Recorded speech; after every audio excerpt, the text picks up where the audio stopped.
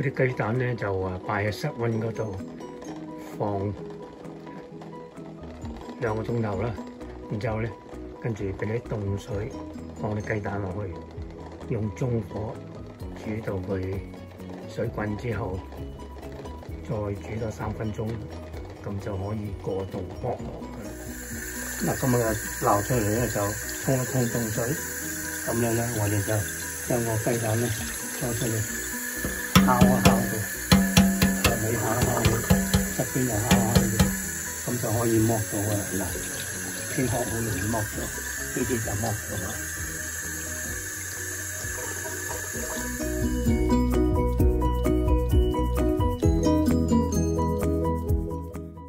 各位梁廚美食嘅朋友，大家好，我係梁師傅。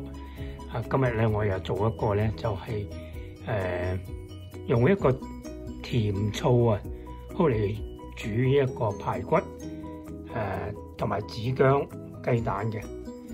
咁呢個咧差唔多好似即係我哋嗰個叫豬腳薑醋咁樣嘅嚇。咁但係我就用咗排骨。因為我係好嚟做一個即係一般即係家常菜食嘅。甜醋嗰度咧，我就用咗8珍嘅甜醋啦，仲有8珍嘅黑糯米醋。因為咧要溝一溝啲黑糯米醋落去咧，中和佢唔使咁甜嘅。咁呢排骨咧，我就用凍水落嚟出一出水佢，咁樣咧可以比較出得乾淨啲嗰啲血水啦，同埋肥油啦。嗱，佢呢啲排骨咧就已經出咗水，好多泡剪咗出嚟啦。咁我咧即係撈出嚟咧，再洗乾淨佢啦。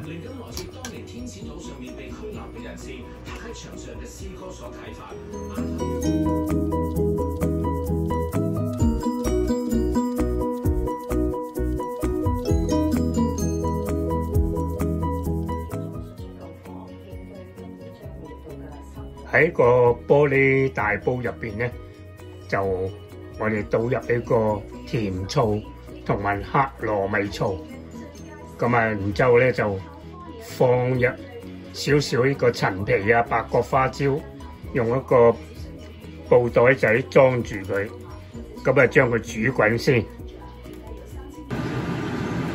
好，跟住咧放啲排骨同埋子薑一齊落去。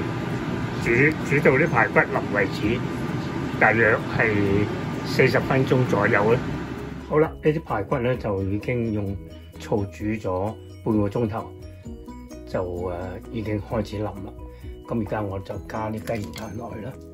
咁雞蛋加落去煮滾5分鐘之後咧就熄火，然之後由去焗多1個鐘頭就可以嘅啦。